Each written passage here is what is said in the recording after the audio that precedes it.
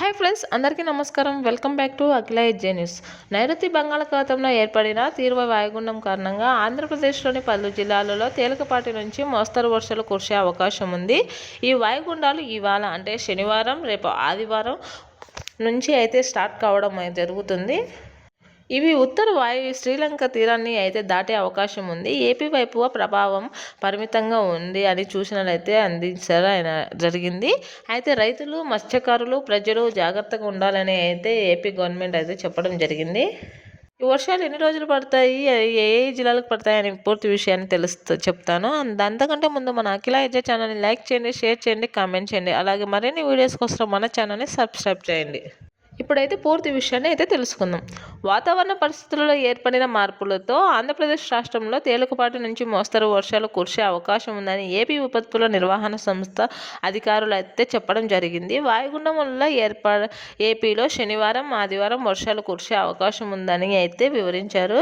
ఈ మేరకు ఈ ప్రకటన విడుదల చేశారు. నైరుతి బంగాళాఖాతంలో కొనసాగుతున్న తీవ్ర వాయుగుండం ప్రస్తుతం దక్షిణ భారత తీరం వైపు రానుందని చెప్పడం జరిగింది. వాయుగుండం ప్రభావం వల్ల ఆంధ్రప్రదేశ్లోని తమిళనాడు, శ్రీలంక తీర ప్రాంతాల్లో వాతావరణం వేగంగా మారుతుందని చెప్పడం జరిగింది.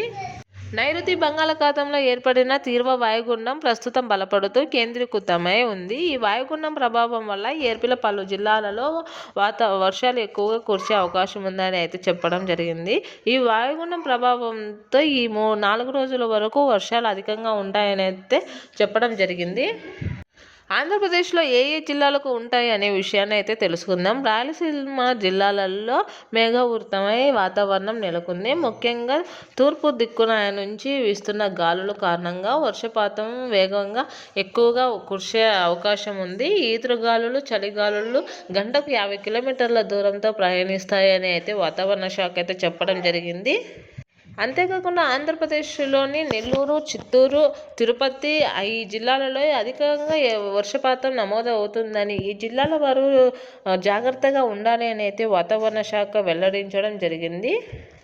మిగిలిన జిల్లాలకు వర్షాలు తక్కువగా ఉన్నాయని అయితే చెప్పడం జరిగింది. కావున ఈ ప్రాంతంలో ఉన్న రైతులు, మత్స్యకారులు అలాగే ప్రజలు అందరూ అప్రమత్తంగా ఉండాలని అయితే చెప్పడం జరిగింది. రానున్న 4-5 రోజుల్లో అధికంగా వర్షాలు కురుస్తాయని చెప్పడం జరిగింది. కావున అందరూ కూడా జాగ్రత్తగా ఉండాలి. Thanks for watching this video.